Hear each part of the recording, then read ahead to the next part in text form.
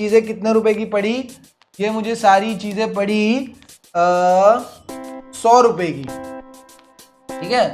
100 रुपए का मैं रॉ मटेरियल लेके आया एंड फिर मैंने उससे 10 मोमोज बनाए या जो भी मोमोज बनाए, फिर वो मैंने बेच दिए। किसको बेच दिए? तुम्हारी क्लास के किसी बच्चे को बेच देते हैं, ये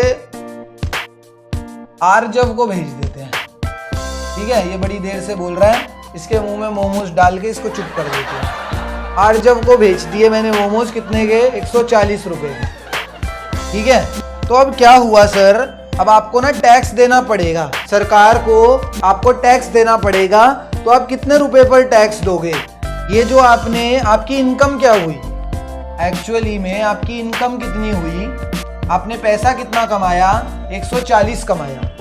बट सर आपने कुछ, आपका खर्चा भी तो हुआ ना, कुछ आपका खर्चा भी तो हुआ था, एक्सपेंस भी तो था 100 रुपए का।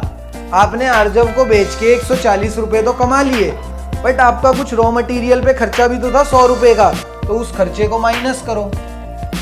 तो टोटल आपका प्रॉफिट कितने का हुआ? 40 का। तो यही जो आपने 40, जो आपका प्रॉफिट हुआ, ये जो 40 अमाउंट था, ये जो आपका प्रॉफिट हुआ ना, जो प्रॉफिट था, इसी को ही वैल्यू एडिड बोलते हैं, इसी को ही वैल्यू एडिड कहा जाता है।